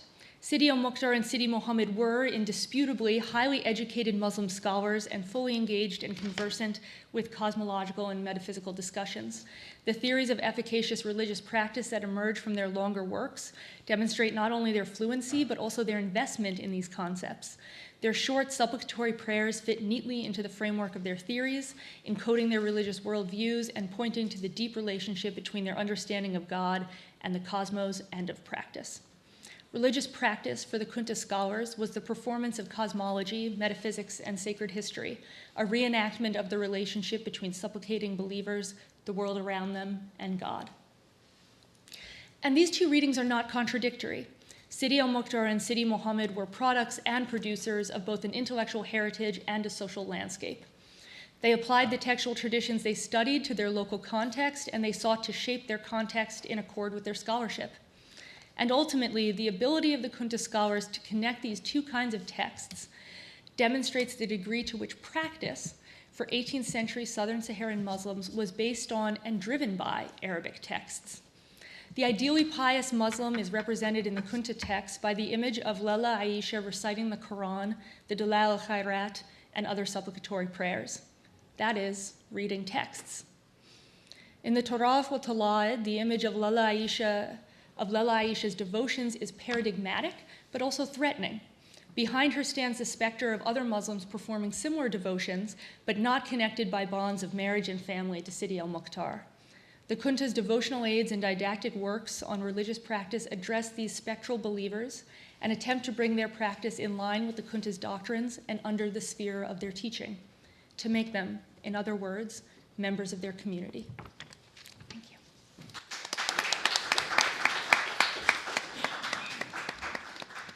Thank you very much, Ariela, for those rich, close readings of those magnificent prayers. Our last speaker is Christine Dong. She is an assistant professor of music at NYU, and she explores the role of musical practice in expressing religious and political forms of belonging and mediating the distance between the two. She studies the relationship between religion and politics in the music of Africa, in Islam and Christianity in the global South, and in the contemporary soundscapes of urban life. Her current book project, Songs of Spiritual Difference, Muslim and Christian Voices in Senegalese Public Space, is based on 2 years of ethnographic research with multiple religious communities and will represent the first academic monograph on sacred music in Senegal. It examines the ways in which musical practice is used to produce experiences of spiritual belonging and difference, and probes the consequences that such musical production of belonging and difference bears on the wider publics in which these religious communities are located. So back to ethnography. Thank you. Christina. Thank you, Stephanie. Good morning. The title printed on the program and the abstract accompanying it was penned many, many moons ago and has not aged well. Therefore, with grand apologies, the paper I am now giving is called Voicing Difference in the Senegalese Tijaniya. Parts of it are adapted from work I recently published in Ethnomusicology Forum. Senegalese cities pulsate with contesting sounds of belief. In Senegal, where most follow mystical paths of Islam, musical piety is common in public spaces at all hours of day and of night, amplified to maximum volumes. This morning, I wish to listen with you to one set of voices reverberating across Senegalese urban soundscapes, those belonging to the Tijaniya, which is the country's largest Sufi order, claiming the allegiance of nearly half of Senegalese Muslims. In Senegal, Tijanis have developed vocal traditions which are local, novel, and indigenous. However, their core liturgies, those liturgies commanded as obligatory rites, were born in the Maghreb and are shared by all Tijani communities. And it is on these liturgies which I will focus. When voiced aloud, these liturgies declare religious belonging to the Tijaniya. At the same time, the voicing of liturgy reveals the ways Senegalese Tijanis diverge and deviate from each other. Voice exposes the fragmentation of the Sufi order as much as it manifests spiritual unity. This audible fragmentation in vocal practice reflects the division within the Senegalese Tijaniya, which splinters across several geographic centers, each housing different lines of religious authority. Each of these branches approaches the vocalization of identical liturgies in distinct ways, infusing them with the echoes of divergent cultural, historical, and political imaginaries. Their deliberate efforts to amplify vocal differences were explained in a statement which a Tijani disciple made to me. Chanter, c'est une façon de se différencier. Singing is a way of differentiating yourself, of separating yourself. This paper will contemplate the ways in which singing becomes a mode of difference-making in the 2 largest Tijani branches in Senegal, that of Malik Sy in Tivaouane and of Ibrahim Niass in Medina Baye. The history of the Tijaniya, many in the audience already know well, of Sheikh Ahmed Tijani's encounter with the Prophet in the Algerian desert, of the Prophet's injunction that at Tijani establish a new Sufi order, of the rapid spread of the Tijaniya across the Maghreb and into West Africa. Our story advances now then to the 20th century, where a new generation of leaders emerge who created separate branches across the Senegambia. In 1902, El-Hajj Malik Sy established his branch, the Tijaniya Malikiya in Tivaouane, a growing town located between the northern capitals of Dakar and Saint Louis. Under Malik Sy's leadership, Tivaouane became a center of Islamic scholarship, attracting many followers, especially among the region's Wolof ethnic majority, to Islam and Sufism. Today, the Malikiya is the largest Tijani branch in Senegal.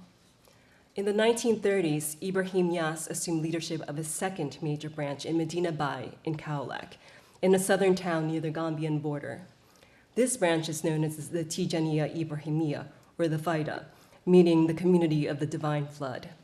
The Faida quickly developed a strongly transnational, multi-ethnic character, flourishing across West Africa, where it would eventually become the most widespread Muslim movement. And for those wanting to know more, several of the scholars here today are experts and have written wonderful books about the Tijaniya Ibrahimiya. At Nias's death in 1975, his followers were estimated to number in the tens of millions. Today, the Nias and the Ibrahimiyya is the largest Tijani branch worldwide. Aside from the Malikiyya and the Faida, other branches have developed in rural and urban areas, differing in ethnic and cultural membership, approaches to political powers, and in interpretations of Islamic doctrine. However, they all share common faith in the spiritual authority of Sheikh Ahmed Tijani and in the saving grace of the practices he enjoined. Key among Tijani practices is the use of the voice to facilitate dhikr Allah, the remembrance of God. All Tijani branches, regardless of religious lineage or cultural demographics, share a tradition of voicing distinct prayers and liturgies, a tradition they believe was transmitted directly to Tijani by the Prophet himself. Within the Tijaniyya, 3 rituals of dhikr, the act of remembering God, are prescribed: the wird al-lazim, the wazifa, and the hadra. All 3 rely on the voice for fulfillment. The most important of these is the lazim, or the Tijani wird, a mandatory formula for prayers, which disciples are required to recite alone, twice daily, in a low voice. Yet though the disciple is alone, he should recite the lazim in a way so he can hear himself, so that the voice carries the words through his own ear inward to his consciousness. Unlike the lazim, the wazifa and the hadra are not mandatory rites. However, they were practiced by Sheikh Tijani himself and are commanded to those faithful who crave spiritual elevation. And in both wazifa and hadra, disciples must strive to recite with others, lifting their voices aloud in communal melody, so that the resulting sonorities might help them to perceive, in the words of Abdulaziz Kebe, la subtilité de Dieu, the subtleness, the fineness of God. The first tones of the wazifa are heard in the hour before dawn, during the largest stretch of relative quiet within noisy Senegalese cities. From within certain mosques, voices of men chanting wazifa seep into still and darkened streets. Their voices presage the coming of the new day, before the Muslim call to prayer is heard at dawn, before the return of traffic, crowds, and commotion as morning softly breaks. I have never stepped inside a mosque while men earnestly recite the wazifa before dawn, but from where I lived in Dakar in 2001 and 2002, I could hear their faint twilight sound from the Tijani mosque nearby, on those occasions when the sounds were amplified by speakers and turned up high. I was able to attend recitations of the wazifa immediately following sunset, when young Tijanis often chant outside in any space they can claim. Whether inside or outside, during the twilight of dawn or dusk, the wazifa consists of 4 pillars: the istighfar, the plea for forgiveness; the salat al-fatih, the prayer of the opener; la ilaha illallah, the testimony of the unity of God; and the jawharat al-kamal, the pearl of perfection, a special eulogy to the Prophet. Around an immaculate white cloth laid on the bare ground, these litanies are chanted, with men lifting their voices in unison, in a process that requires over 30 minutes. In most normal, traditional circumstances, women do not sit around the white cloth, nor are they permitted to intone the wazifa, for the beauty of their voices is thought to lead the senses astray, distracting from the purpose of prayer. However, they do attend the evening wazifa in large numbers, seated on mats positioned away from the main circle of men chanting, silent but absorbed in the activity of deep listening. The wazifa is a sonic fingerprint of Tijan identity, yet its vocalization also reveals the disunity of the Tijaniyya. The difference in intonation is deliberate. Varied vocal styles are developed for the very purposes of segregation and isolation. Sadiq, a disciple of the Faida, described the ways in which the voice is used to create different identities from the same fluid textual source. Quote, "What is different is the manner with which we sing. It is the tone that is different. It is just a particularity, a specificity that permits one to distinguish who is who. The text is the same, but the manner that we recite is different. The diversity of tones, of styles, of modes of expressing things, each founder, like Sheikh Ibrahim, created his own tones. It is something in human nature. We all want to show exactly who we are, where we came from, the identity of a person. We sing the same things, but it is necessary to add a personal touch." End quote. In the Malikiya branch, the singing of the wazifa is recognized for its simple descending melodies with little ornamentation. Voices dwell in the lower registers and are powered deeply through the chest. Men recite loudly, quickly, and in an even tempo, attacking words in sharp, highly respirated, percussive manner. Their vocal style exhibits such energetic forward momentum, such strict uniformity of tempo and volume, and such martial precision in intonation that French colonial authorities suspected the wazifa of being a song of war used by the Malikiya to train military troops. According to disciples, the minimalistic style ensures correct pronunciation of Arabic words and clear articulation of unbroken phrases in their integrity. And this is the wazifa performed by a Caliph General of the Malikiya, the beloved Abdul Aziz Sy Dabakh.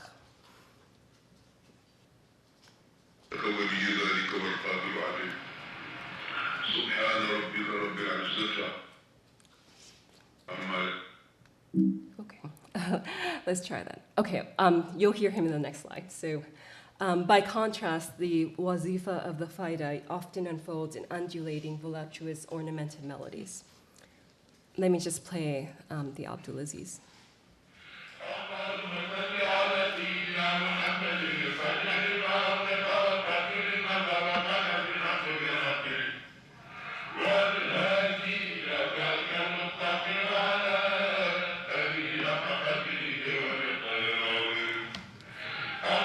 So that's the Malikiya, and by contrast, the faida often unfolds in undulating, voluptuous, ornamented melodies, which many listeners associate with West African influences. The singing is softer and slower, with greater rhythmic flexibility and betraying a tone of nearly sorrowful contemplation.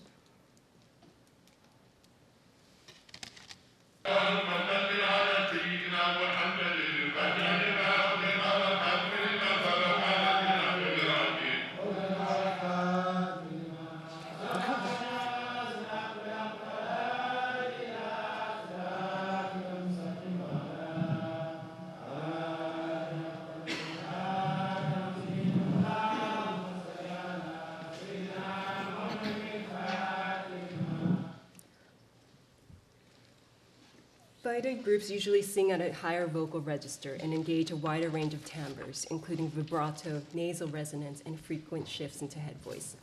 Unlike the Malikiya, faida performances do not always favor a strict interlocking of the musical and poetic meter, or the alignment of the beginning of melodic phrases with the beginning of grammatical phrases.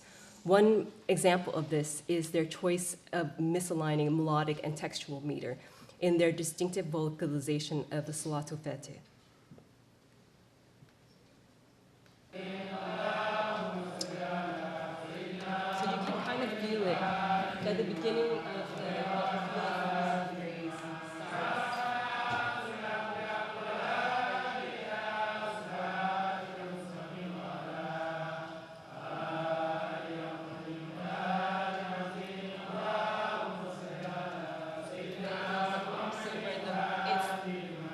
Where we feel the height of the sound is in the middle, at the end of the musical phrase, as opposed to how you hear perhaps a more a recitation where the phrase, the musical phrase aligns with the poetic phrase, as in.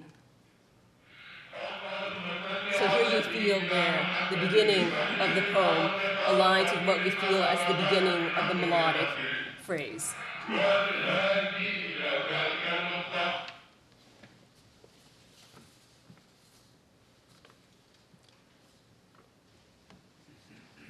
Disciples of the faida do not consider the metrical ambiguities of their performance to be evidence that musicality has subdued intelligibility, that vocal beauty has dominated textual meaning.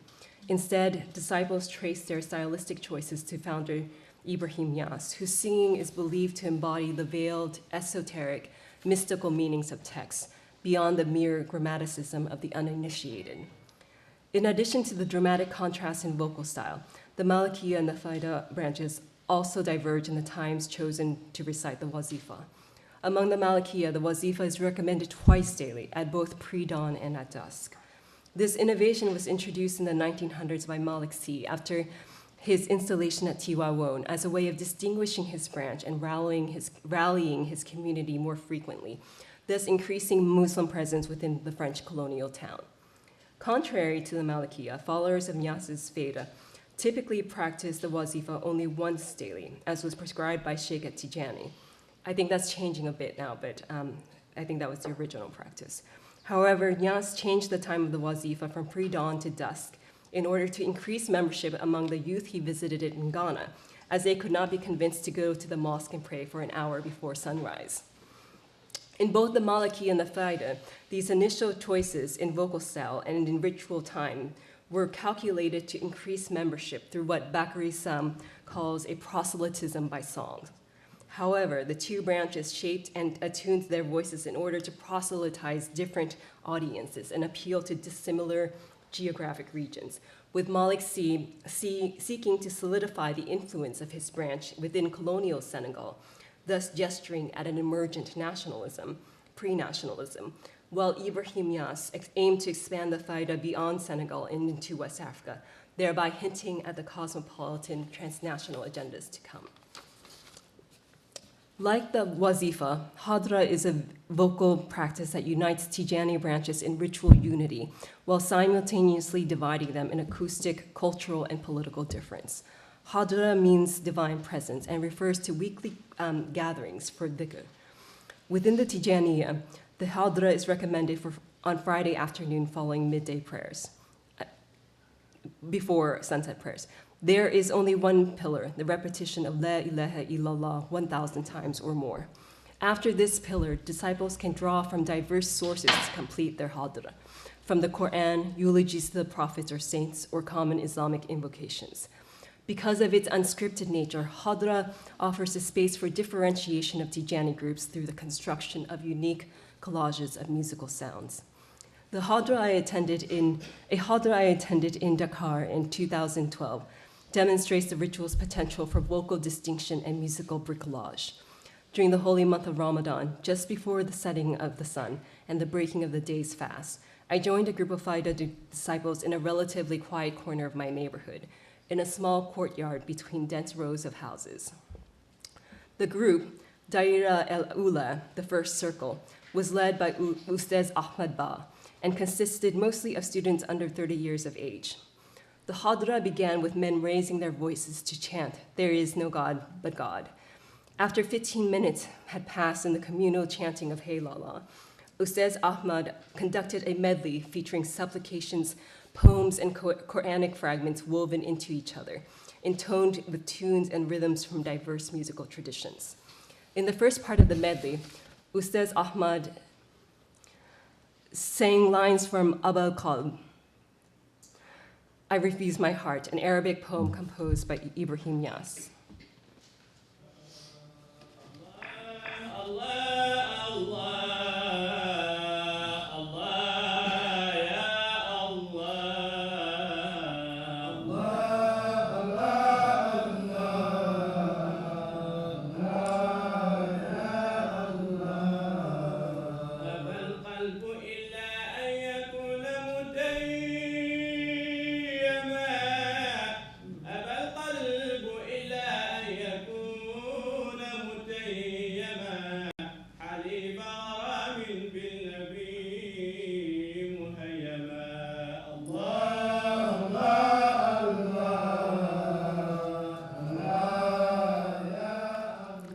From Niass's poem voicing ardent desire for closeness with the Prophet, Ustaz Ahmad immediately transitioned to verses of erotic love for a young woman.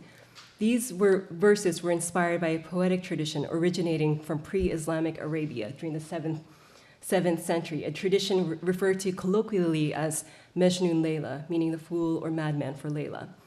The tradition recounts the tragic legend of a man named Qais and a woman named Layla, whose chaste and unrequited love for each other inspired Qais to poetic creativity, while also slowly driving him to madness. Layla was forced by her family to marry another man, leading Qais to forsake all human comfort and society and to seek a reclusive life among the beasts of the wilderness. And this is a miniature, from the 16th century, depicting scenes from the Persian poets Nizami Ganjavi's 12th century version, literary version of this poetic tradition.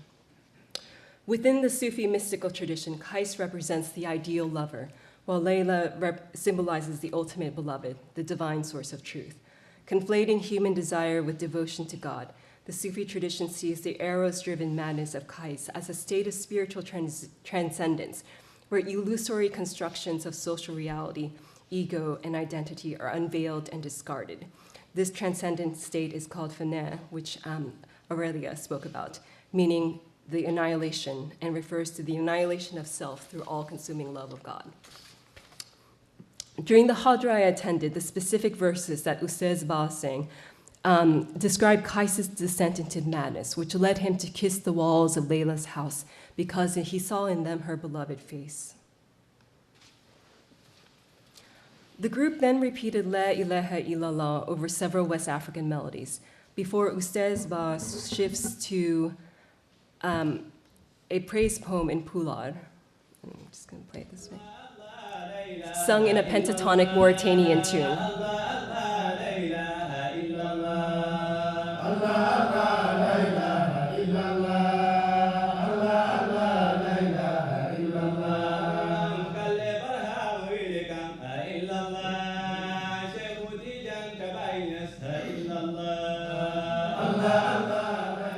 Ustaz Ba then moved on to an Arabic poem, also from Mauritania, but sung over a Hausa melody from Nigeria.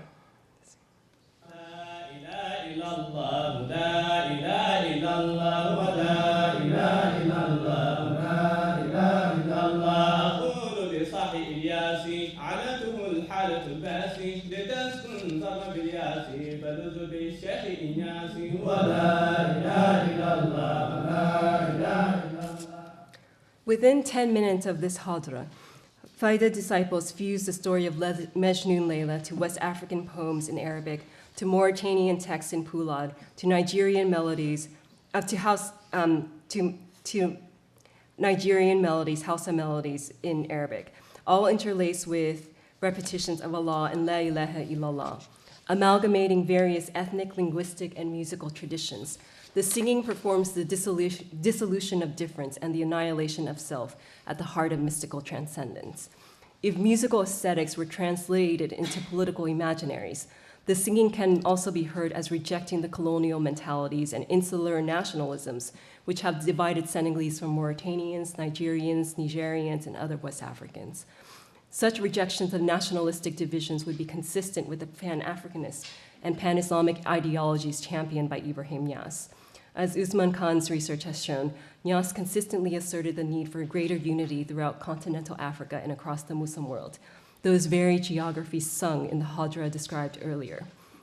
The transnational border-crossing political visions of Ibrahim Niasse resonate today in the singing of his followers, in the acoustic cosmopolitanism of their liturgies. In performances of the Hadra, the Malakiya and other Senegalese Tijani branches do not rival the Faida in the cultural and geographic range of sources. Indeed, most Hadarat performed by other branches consist of strict canonical prayer formulas and traditional Tijani liturgies in Arabic, repeated without great melodic variation. Within the past 2 decades, younger disciples of the Malakiya have begun to integrate Arabic poems written by El-Hajj Maliksi and other Tijani luminaries into their Hadarat. Wolof praise poems have also become more common. These musical developments, however, still position the Malakiya as a Tijani branch tied closely to Senegalese identity and steeped in Islamicized Wolof culture. Their sounds do not, like those of the Faida, expand the aesthetic and political engagements beyond national borders to non-Senegalese communities. Without the transnational reach nor the acoustic cosmopolitanism of the Faida, the Malakiya has focused its vocal aesthetics and political ethics towards deepening and sustaining its engagements with immediate neighbors. From the time of French colonialism to the present moment, the Malakiya has often played a crucial role in mediating the sometimes precarious relations between local communities and in a changing cast of political structures. Believing that religious communities could not thrive in a politically unstable state, Malik Si, the founder of the Malakiya, encouraged policies of accommodation with reigning temporal powers. Following C's example, subsequent leaders of the Malikiya have also prioritized political accommodation and nation building. It is perhaps because of the Malikiya's effort at harmonizing religious practice with national identity that it has become the largest Tijani branch in Senegal, one with notably productive relations with political institutions and other religious groups, such as the Catholic Church. The Malikiya may seem to draw from a more limited palette of melodies and languages than the musically omnivorous Faida branch, but the vocal nationalism of the Malikiya, seen in their engagement with local communities within Senegalese borders, reflects an equally compelling political vision for post-colonial unity, one that both competes with and complements the acoustic cosmopolitanism of the Faida. Thank you.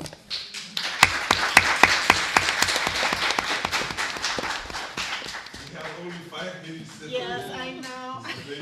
I know, I'm sorry. I always think there's going to be more time than there is, but we're not going to be able to ask our panelists to respond to each other, but I hope they'll find each other in the coming day, and I feel there's already a conversation begun. So we do have time for a few questions from the audience. Yes, please. I have a question for Arman Siddiqui. I'm interested in the woman who was recruited and then wasn't sure and then had a dream and decided based on her dream. And what I'm particularly interested in, having read that Sheikh Hamza had the reputation when he was alive of sending dreams to his disciples and teaching through the dreams. Whether the woman's understanding was that the dream was sent to her, or whether her understanding of the dream was that it came from inside herself as a confirmation that she was ready. And if there's a possibility of the dream being sent, could it be a method of recruitment even? But was this something that's discussed at all? Because it's widely in the literature about different kinds of Sufi dreams. Right, that's a really good question.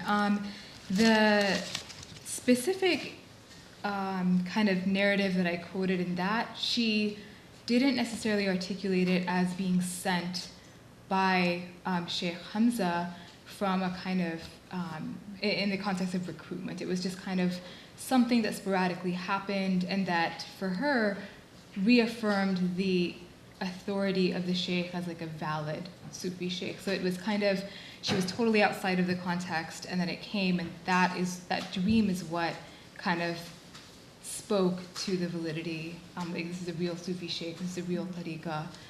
And so, but it's a really good kind of discussion to have, and probing deeper into that.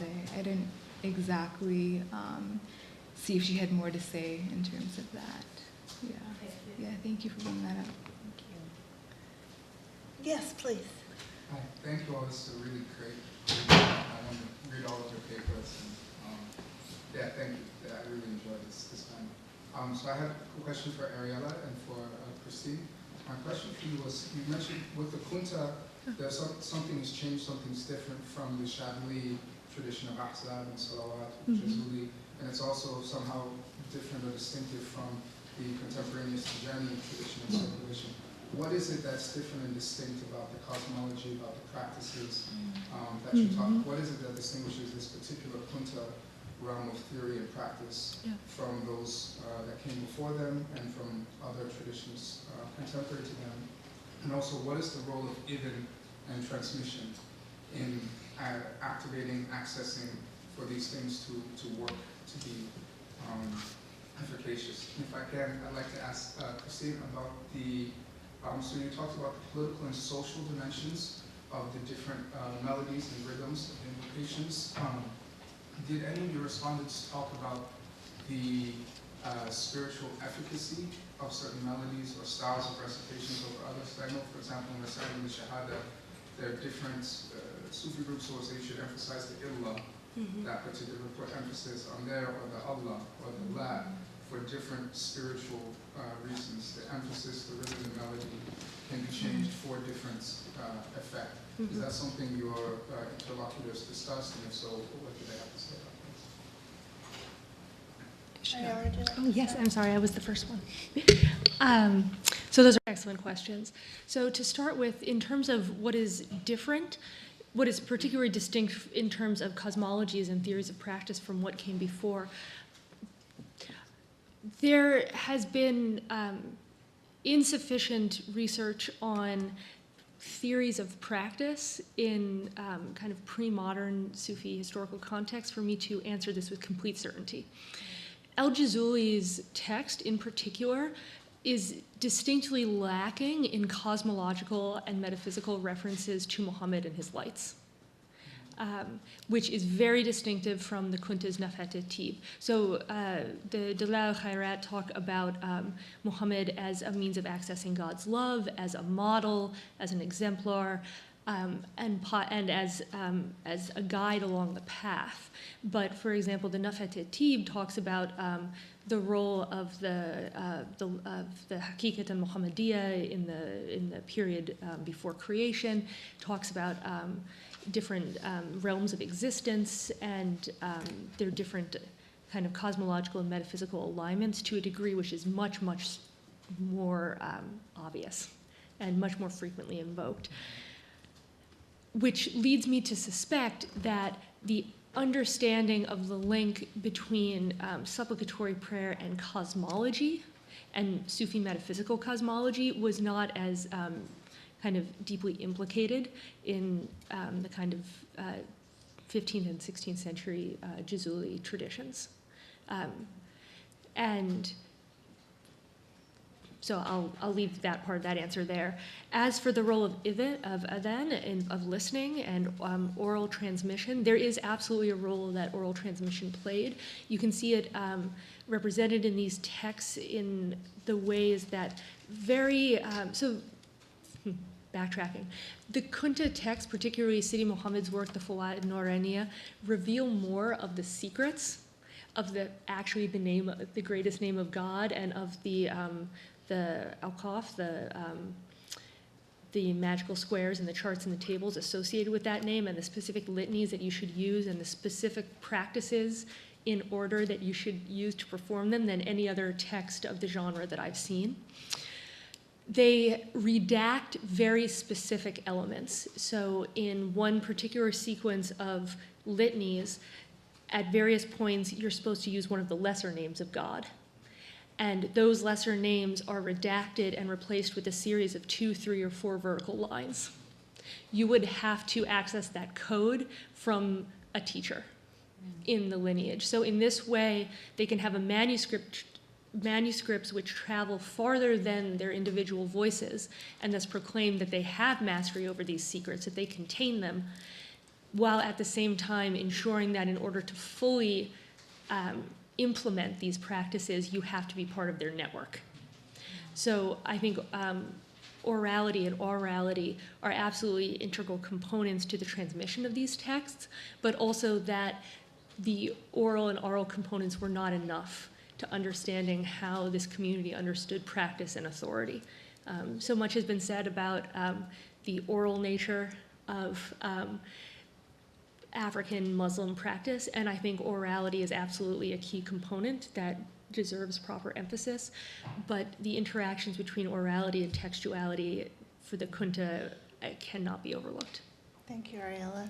Christine, I think you'll get the last word in this panel. I'm sorry. Thank you for your question, and I think you did hint at something that does occur often in conversations, that when people speak about sonorities or aesthetic style, it's not just a question of identity, so what one's place among men, but also of ethics or spirituality. So aesthetics is often a question of ethics, and people do speak not only that they are following Ibrahim Yas's orders, for example, in singing a melody a certain way with a certain rhythm, but that, just as you said, by stretching the meters, by blurring certain words, by focusing on, by beginning in the middle where you think you should begin at the beginning, it stretches the mind to focus on different words.